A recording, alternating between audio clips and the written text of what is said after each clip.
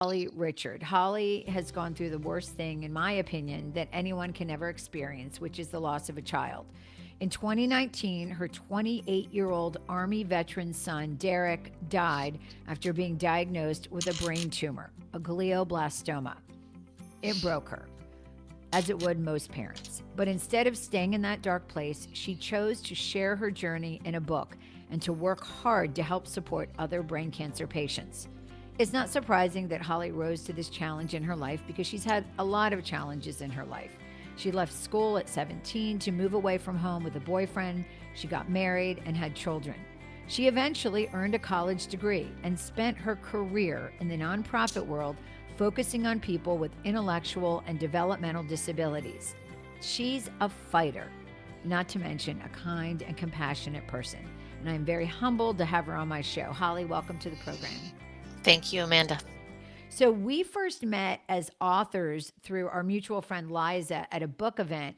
And I think we didn't really connect as much as authors as we did about glioblastoma because that's the same disease that my mother had. And I wrote about it, that your son Derek had. And I had really never heard of it or I didn't really know anything about it until my mom had it. What have you found as you talk to people in the community about glioblastoma? Yeah, I mean, I experienced the same. I didn't. I was in the healthcare world, and glioblastoma was like, what in the world is glioblastoma? And 5 years later, the more I share my story, the more that I meet more people that have been impacted by this tumor. It's very very it's more prevalent now, and I don't know if that's just because we're talking about it more or it's more prevalent. But yeah, so that's been my experience. Yeah, I felt the same way in that I'd really never heard of it before. And then all of a sudden, when I would mention it, and when I mention it still now, people say, well, I knew somebody or somebody in my family or a friend. So we're going to get back to Derek's story in a moment. But first, I want to talk about your origin story because I didn't know that until you sent me your background information. You left home at a really young age, and that, of course, kind of set you up for some challenges. Talk a little bit about that and what was your impetus for leaving home and then how you kind of overcame some obstacles or a lot of Yeah. obstacles. Yeah, it certainly wasn't the normal trajectory. Yeah, so my parents divorced when I was 11, and often at times, that just creates whole lot of uncertainty, a whole lot of other problems that come up. And I was 16. I met this wonderful boy, and he swept me off my feet and said, "Hey, you want to move to Florida?" And I said, "Well, yeah, that would be a great idea." And so I did. I quit school, high school, which it took me a long. I don't think I really even shared that until maybe in the past like 10 years. It was something that was always like hanging over my head, and now that I share it, I find more and more people that kind of had the same path that I was on, and figured out how to maneuver. So I moved to Florida, quit high school, got my GED, and off I went to work, and worked for low paying jobs, and then we decided to start a family, and had Nicole, and then 6 years later we had Derek. And that whole experience was, I we moved away from home, so I didn't have any family around me, so I had to figure out how to navigate, how to go to work, take care of kids, get them to soccer, do all these Yeah, things. it's a lot, even when you do have family, but that's Yeah, a lot of yeah, responsibility, especially for a very yeah, young person. yeah, yeah, yeah. So I was barely 22 when Nicole was born, and yeah, so there was a lot of obstacles trying to make ends meet, pay the bills, and go to work, and you know be a good mom, and be a soccer mom, and a volleyball mom, and all those things. And then, Yeah. yeah, and then I decided to go to college. Um, And that, I mean, that had to be a pretty big deal because you were raising kids at that Yeah, age. And so, where did you go to college, and how did yeah. that kind of jumpstart your career path? Yeah, I got my associate's degree at I was living in Western North Carolina, and then I transferred over to Western Carolina University and got my bachelor's degree. It took me, I think, 7 years total. I was working full time. Some of that time I was a third shift direct support staff in a group home. So I'd work at night and come home in the morning so I could be there for the kids and get them off to school and all that stuff. And um, trying to do my homework on the soccer field and the volleyball Mhm. bleachers and getting home with the kids at 10 o'clock at night and doing my homework till 1 in the morning. And that's just how it went. I mean, it's a blur. I don't, I just put my head down and plowed through it. And miraculously, I graduated and, with my Yeah, bachelor's degree and then started I my know. I've career. talked to a lot of women who describe, that period of working and, maybe also going to school and raising kids as being underwater, Oh, where, yeah. you're just coming up for air whenever you have a second to take a breath. But in general, it's a crazy time, right? Yeah. Yeah, it is.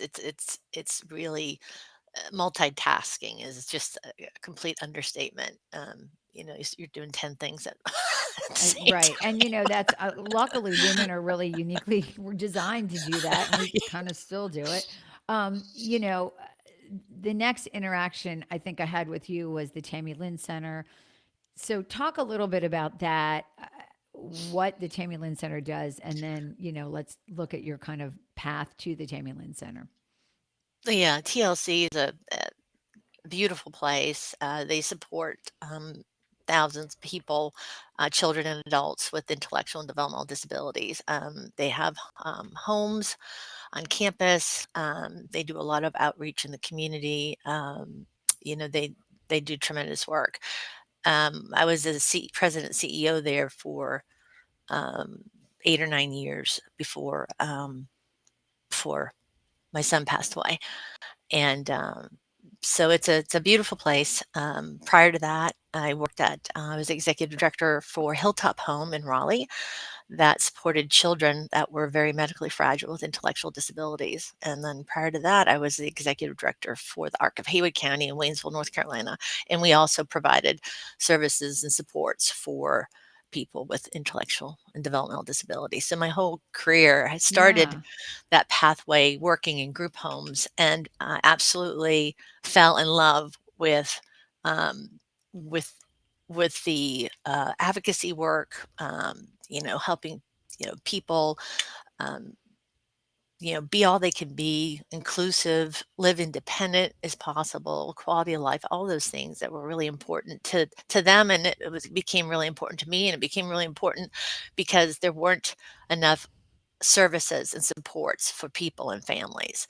Um, Yeah, I mean, I yeah, thought when you said group home, I thought, I wonder if that's where that kind of seed was planted or the fire was ignited under yeah, you. And I've visited the Tammy Lynn Center multiple times. I worked with them on a project to write a children's book as a fundraiser.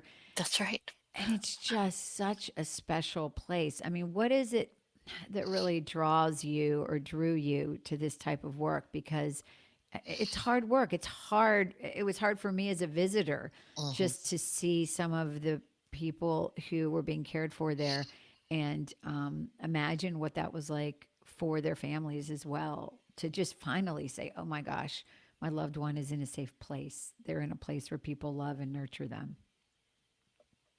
Yeah, I mean, I think what drew me to the field was when you're working side by side with people day in and day out, and you see the barriers that they face.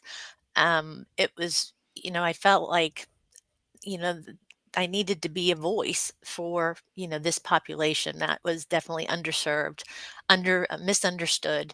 They're people are people, and, society, has come a long way now, and I'm very grateful for, all of the advocacy work. I work at the Arc of North Carolina now, which is the largest state advocacy group in the state for supporting individuals with intellectual and developmental disability. So, um, I think, that passion of seeing people, start in a group home and then have their own apartment and have a job and, go to Special Olympics. And we had one lady that won bocce and went to China for Wow, that's fantastic. for the Yeah. international championship.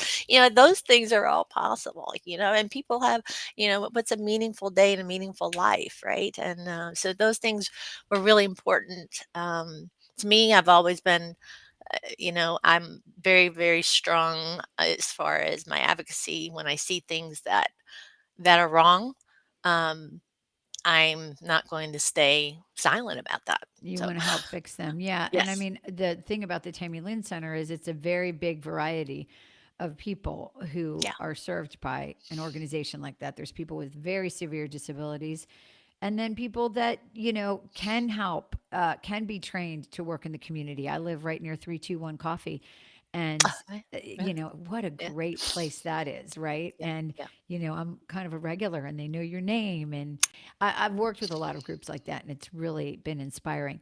So let's talk about Derek, because I think what a lot of my podcast is about is life interrupted, in that we are going along, we have a plan, and then something Yeah. happens and it derails that plan. And in this situation, it was your son who got suddenly ill. First of all, tell us who Derek was, and then get into that story of how he got the diagnosis. Yeah, so Derek, he lived he lived so fast even as a child. He didn't sleep through the night until he was like 5 years old. So he would go, go, go. He was an avid gamer. He was incredibly athletic.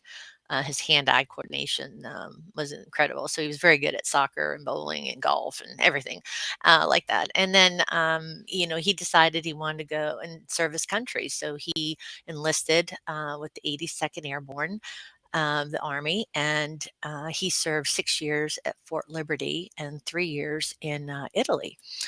And after 9 years, he came home 2018 to start his civilian life as a veteran. And he was living with us, and he had a GI Bill, and he was a self-taught musician, so he was very talented, and so he made a few songs, and this is what he really loved to do.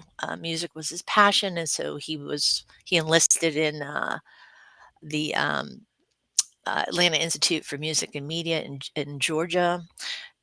We had Thanksgiving. We came and picked out the Christmas tree. We went to open house, and 2 weeks later, it was he had headaches. We thought it was a sinus infection. Went to urgent care, had some antibiotics, and felt better after 3 4 days, and then boom, it just all came. He came violently ill uh, overnight, and went to the hospital. And you know the story. You have a mass on your brain, and that was December 12th. Derek never left the hospital until I took him to hospice on April 10th, And what year? 2019. 2019. Yeah, so So, yeah, you've got two things going on as a parent. I mean, on one hand, you're just broken, but on the other yeah, hand, you have to be strong for your child. yeah. What was that like? I mean, how did you negotiate those feelings? Were you just on autopilot? What do we need to do? What do we need to do? Yeah. I was on autopilot because every day was a different day. When you have a brain tumor and it's all hardwired in your brain, there's just all kinds of things that go on that you can't even imagine unless you're actually sitting there, watching helplessly. But you're just trying to manage the day-to-day care, the communication between nursing staff and the shifts. You want to make sure that everything goes right over to the on-call doctor, on the weekends, and just being there for all of that and managing all of that. And I did not think, for some reason I thought that he was going to get better and come home. I mean, that was Where was he treated? at Duke. He was at Wake Med, and then he went to Duke for his treatment, and then he went back to Wake Med for rehab because the surgery left him paralyzed, and Derek never was able to walk. What happened is after his surgery, he was rehabbing really well, and we were thinking that we were going to get out of the hospital in the next couple days, and then this brain tumor spread down his spine, and that was and that just threw us into a whole other realm of shock, disbelief, chaotic, trying to figure out how to control the pain with tumors in your brain and your spine. So it was really autopilot, managing medications, working with the doctors, just trying to figure out how to get him to have a good day. He had to go through 6 weeks of radiation, with 70 years later, It's the since this same tumor's been protocol. it's the same standard of care now, I can say, um, and I am, hopeful today where I wasn't, 5 years ago, where I'm seeing, clinical trials. I'm seeing what Duke is doing. I'm on their board of advisors at the Preston Roberts Brain Tumor Center. And so I now am listening and learning, not just how complicated and how incredibly expensive it is. And then watching all of these clinical trials, being done. So there is there is hope. I think that there is much more work to be done because this cancer is only 3% of all cancers. It hasn't had the funding that it Sure. that it deserved, that it needed, because the funding was going to other cancers that were more prevalent in people. And we've come such a long way in those various cancers, and we have been short-handed with brain cancer. So that is my advocacy work now, my spare time. That's where I am. Yeah, and I mean, it makes sense because I know I experienced the same thing when I first learned about it and started reading about it. It's just considered a small cancer, if you will. But the problem is because it doesn't affect as many people. But the problem is if you get it, there's just really very little hope. Yeah. And some people are outliving the expectations. But at the time my mother had it 12 years ago, it said 18 months on the outside, and that was with surgery. And she couldn't have surgery. So she only lived 80 days. So, you're going on autopilot, you're taking care of your son. I'm sure this is affecting your entire family Yeah. because it's not just you, there's that ripple effect of all of the people that are impacted and upset and grieving his potential loss. At what point did you know, okay, we can't fight this anymore? I mean, was it when he went home on hospice? Yeah. So when he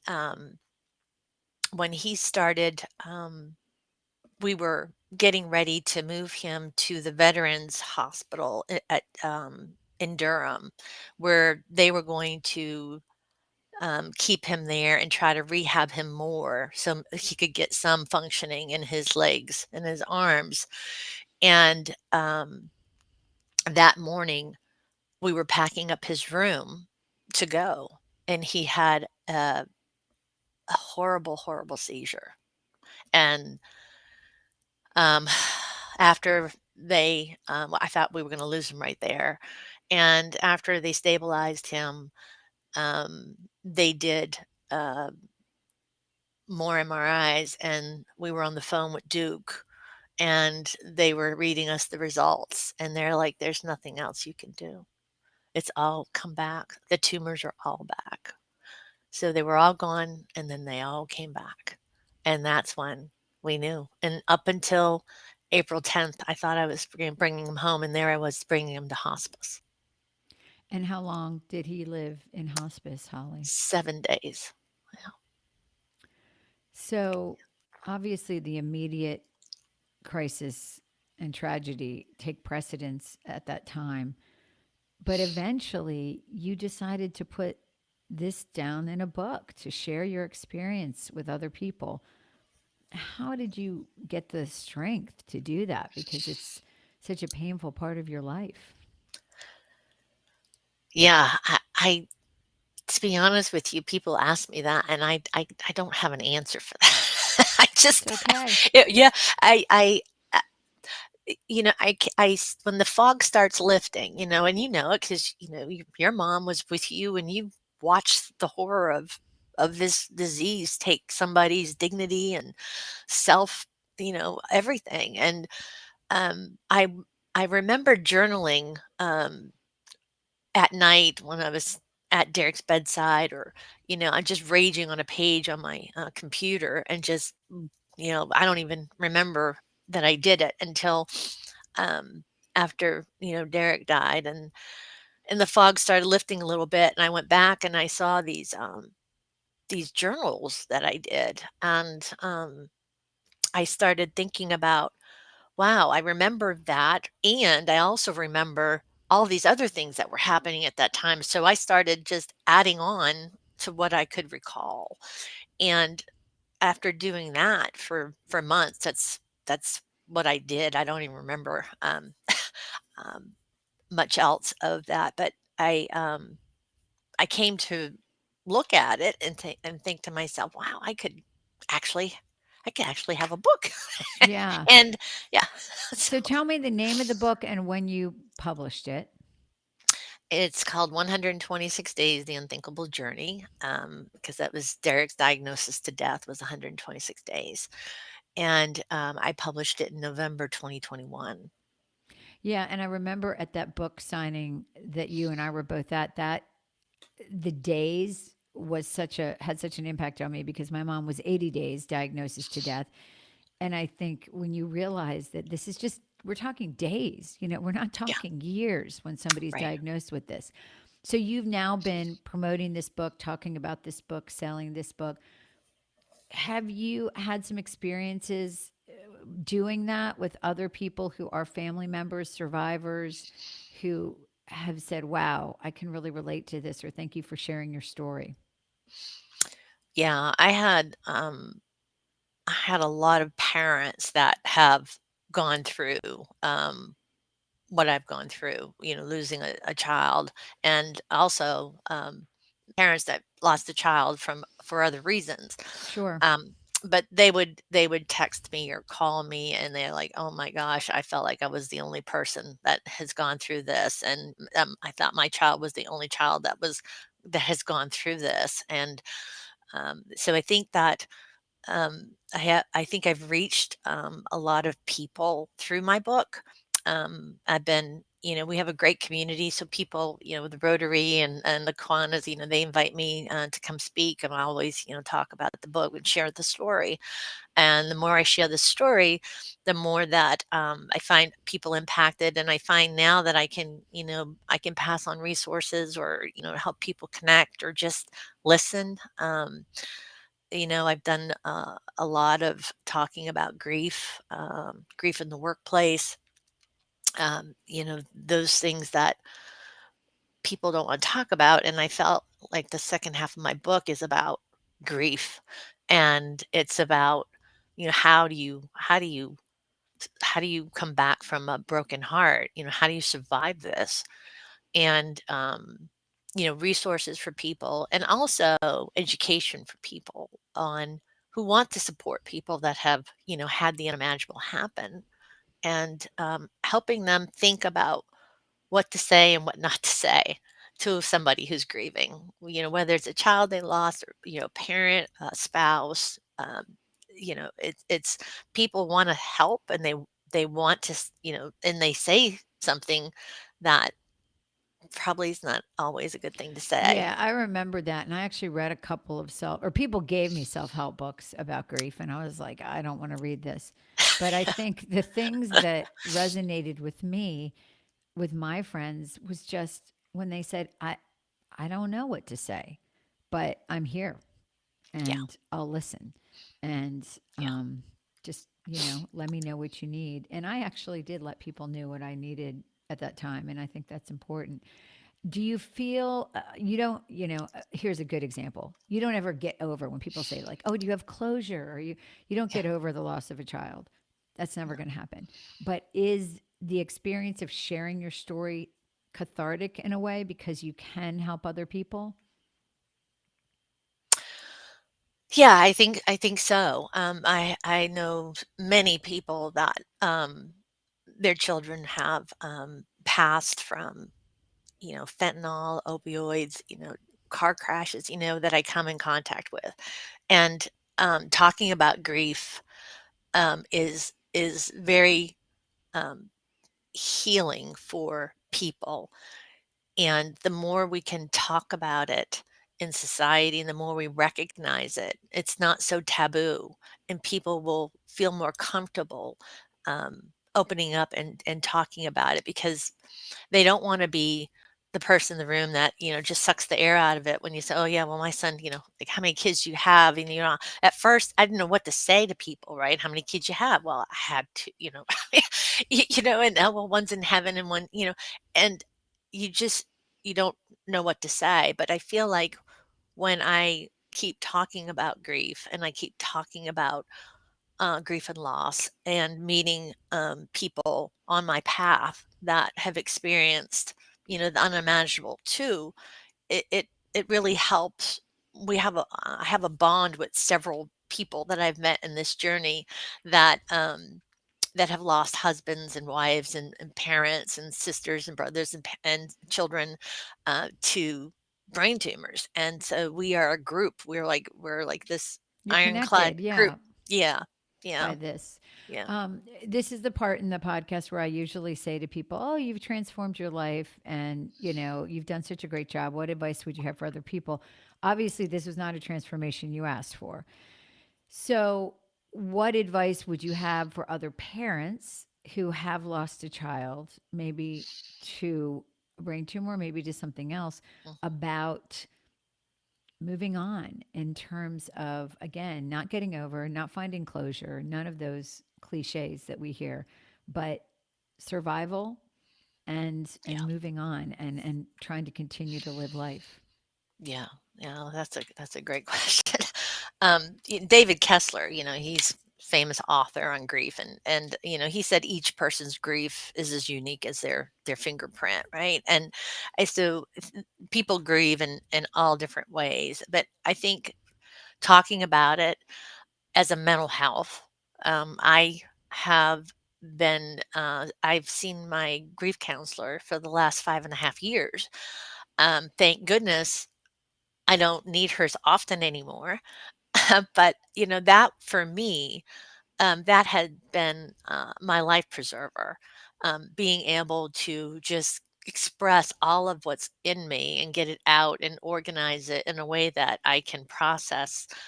Because you just spin and spin and spin, and grief has no real closure.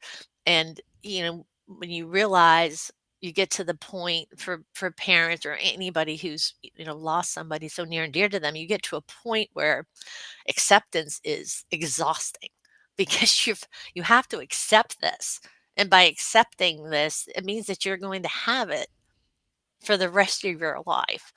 And what I want people to know is painful as it has been, there's also the other side of grief, to where that we grieve because our love has nowhere to go for that person. And it's because we love them so much. And so when you love somebody so much, you're going to grieve them so much. And I think talking about it, creating space for it, um, being asking people to help, like you said. I didn't know what to do. I didn't know what to say. I didn't even know, begin to um, know what to ask for. I had no idea. But what you said was very true. Tell people what you need. um you know s- let them know what that is. And then have talk about it. And people trying to support people that have gone through this is, don't go silent after 3 weeks or 3 months, or just keep checking in. And for people that are having a hard time with their grief, there's there's people out there. There's hospice centers that offer grief counselors for free, no charge. They also these grief counselors can also come into your workplace and train your staff on how to help, your colleague when Your something like that, coworker. your Yeah. coworker, that something that happens. But I know I think I've gone off tangent a No, little bit there. no, but I hear what you're saying, and I think when you lose somebody you love, there's a before and after. So there's life before that Yeah. loss, and there's life after, Yes, and it looks different, right? And you it have does. to figure out, what do I want that life to look like? Obviously, you are well invested in the community. You're working on the advisory board. You're still working with people with intellectual disabilities and you have a family. So, is there a bucket list out there? Is there anything that maybe down the line that you'd like to do that you haven't done yet? Are there a few things on it? Well, that there is, there are a couple of things. When Derek died, I stepped away from my job and that I loved, and I had to take a reset.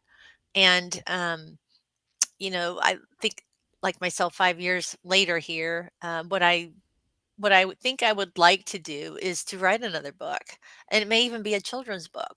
Um, I have those. I think those things kind of excite. They give me. They bring me. Give you I get energy, excited. Yeah, right? A energy, creative energy. Yeah, I think creative that energy. sounds Yeah, great.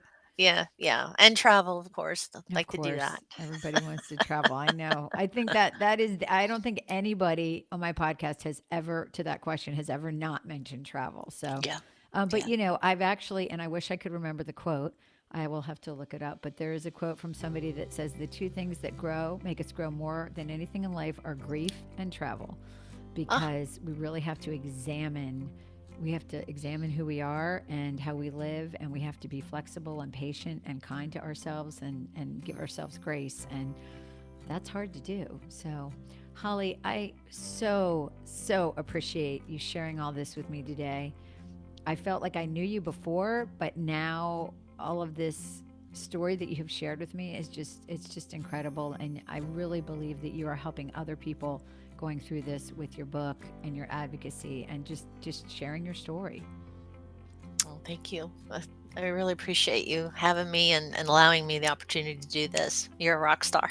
Oh, you're the rock star, but thank you so much for being on the show. Thanks, Amanda. Yay, we did it.